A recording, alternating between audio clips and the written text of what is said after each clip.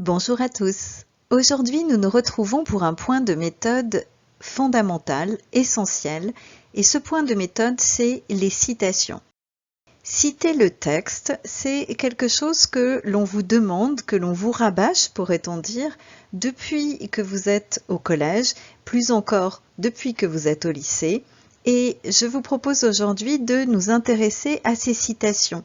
Qu'est-ce que ça veut dire citer le texte? Qu'est-ce que l'on attend de vous lorsque l'on vous demande de citer le texte? Pourquoi faire? Et puis comment faire pour citer le texte et le citer de façon efficace? Dans quel cas est-ce que l'on doit citer un texte sur lequel on est en train de travailler?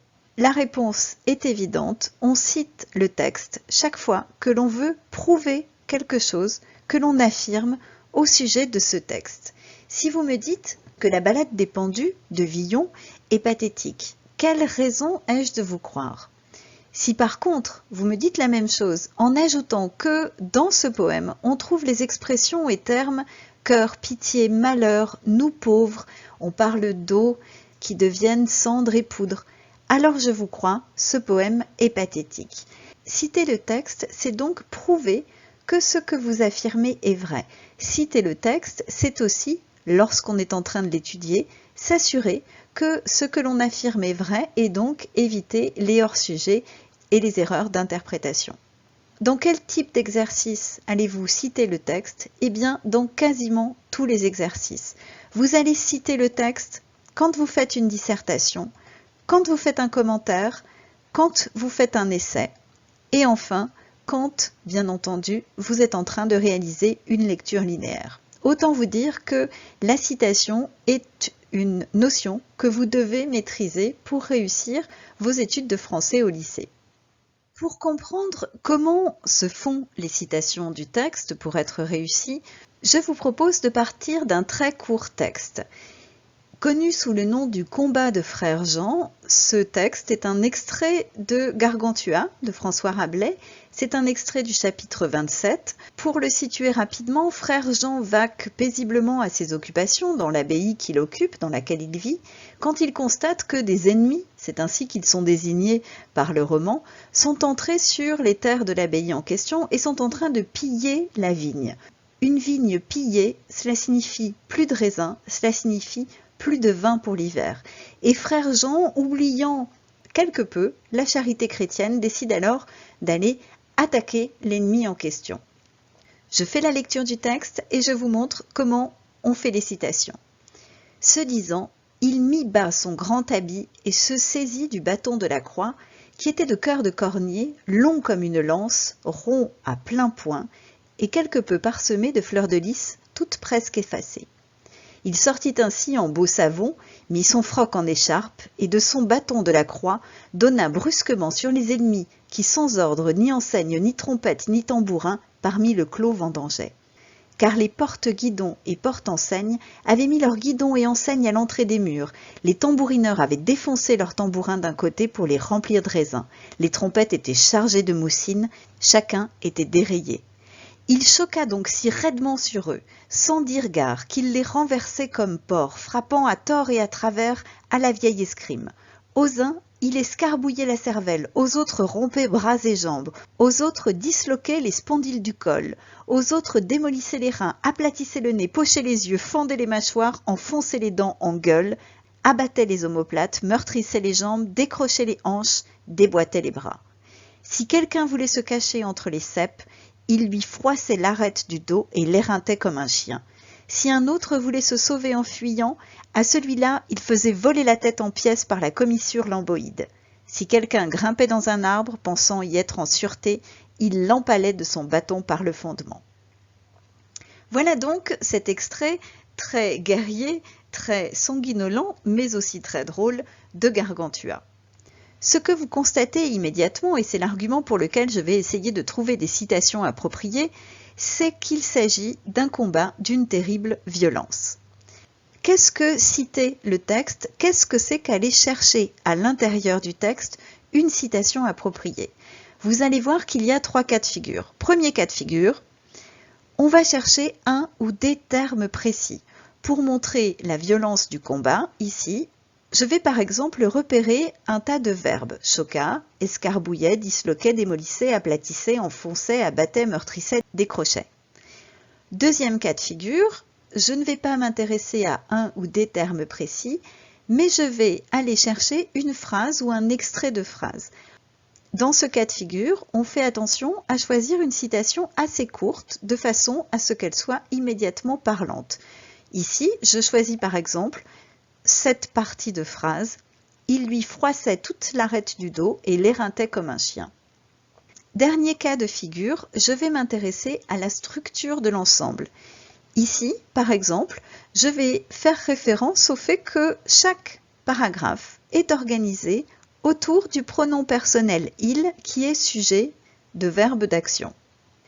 Dans tous les cas, vous voyez que la citation, c'est une référence très précise au texte, référence qui peut varier, être un mot, un extrait de phrase, une phrase ou une référence à la structure. La question qui se pose à présent, c'est que faire de cette citation que j'ai repérée dans le texte? On va procéder en deux temps, deux étapes. La première, je vais identifier ce que j'ai cité. Je reprends les exemples que nous avons vus précédemment. Dans le premier exemple, je m'étais intéressée à tout un tas de termes précis. Je vais donc identifier, nommer ces termes que je viens de relever. Je vais dire par exemple, Rabelais emploie de nombreux verbes d'action en lien avec l'idée de violence. Dans le deuxième exemple que nous avions vu, j'avais repéré un extrait de phrase. Je vous rappelle, il lui froissait toute l'arête du dos et l'éreintait comme un chien. Là encore, je vais nommer ce que j'ai repéré. Ce que je remarque ici, c'est qu'il y a un parallélisme de construction et je vais donc écrire « Rabelais a recours à une phrase structurée autour d'un parallélisme de construction. Frère Jean est sujet d'un verbe d'action dont le complément est un ennemi, désigné par le pronom « il » dans chacune des propositions. » Le troisième exemple que nous avions vu ensemble, c'était une référence à la structure du texte, référence en particulier à « il » que je retrouvais dans chaque paragraphe. Là encore, je nomme ce que je cite. Chaque paragraphe s'organise autour du pronom personnel « il » en position sujet. Une fois que j'ai identifié ce que j'ai cité, je procède à la deuxième étape de mon travail, c'est-à-dire l'analyse des effets produits par la citation. Je reprends les mêmes exemples. Pour le premier, où j'avais repéré un certain nombre de verbes d'action en lien avec l'idée de violence, je pourrais écrire par exemple « L'accumulation ainsi produite permet un effet d'insistance. Frère Jean, transformé en guerrier sanglant, semble faire feu de tout bois. On peut remarquer que certains termes sont évidemment liés au combat, comme le verbe disloquer, alors que d'autres, comme le verbe escarbouiller, ne relèvent pas de celui-ci. Leur emploi semble incongru, l'effet produit est celui d'une exagération comique. » Vous comprenez que je rentre dans l'analyse dans la mesure où je montre comment ce que j'ai cité participe à la construction du sens du texte que j'étudie. Pour la deuxième citation que nous avions repérée, il lui froissait toute l'arête du dos et l'éreintait comme un chien, nous avions vu qu'il y avait un parallélisme de construction.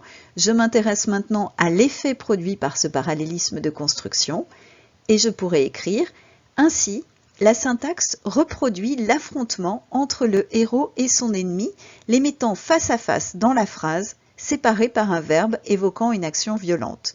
On peut remarquer le motif récurrent du dos qui souligne la couardise d'un ennemi qui s'apprêtait à fuir au moment où frère Jean s'en prend à lui. La comparaison finale avec le chien met également en valeur ce manque de courage. » Dernier exemple de citation que nous avions fait ensemble, la référence à ce pronom personnel « il » qui se trouvait présent dans chacun des paragraphes. Là encore, je vais essayer de comprendre, d'analyser ce qu'apporte cette présence du pronom personnel « il » dans chaque paragraphe au sens du texte. Et je pourrais écrire « Tout s'organise donc autour de la présence et des actions du personnage principal. Il envahit toute la page comme il envahit l'espace de la scène de bataille. Frère Jean est ainsi mis en valeur dans la plus pure tradition des récits épiques qui magnifient les héros. » Voilà comment on procède pour faire une citation. Construire une interprétation, expliquer un texte, nécessite de s'intéresser aux détails de celui-ci. À partir de ces détails, on va construire des hypothèses de lecture et ces hypothèses de lecture, ces arguments, On va les défendre tout d'abord en citant le texte, ensuite en identifiant, en nommant les procédés qui sont à l'œuvre dans les citations que l'on vient de faire, et enfin en analysant les effets de sens produits. C'est ce que j'appelle couramment la méthode CPA, citation, procédé, analyse. Vous savez maintenant faire une citation, vous savez analyser une citation, il ne reste plus qu'à insérer la citation dans le travail que vous êtes en train de faire. Pour revoir la façon dont on insère les citations dans un travail écrit, je vous mets un lien dans la description de cette vidéo. J'espère que ce court point de méthode a pu vous être utile. Quant à moi, j'en ai terminé. Il ne me reste qu'à vous souhaiter une excellente journée.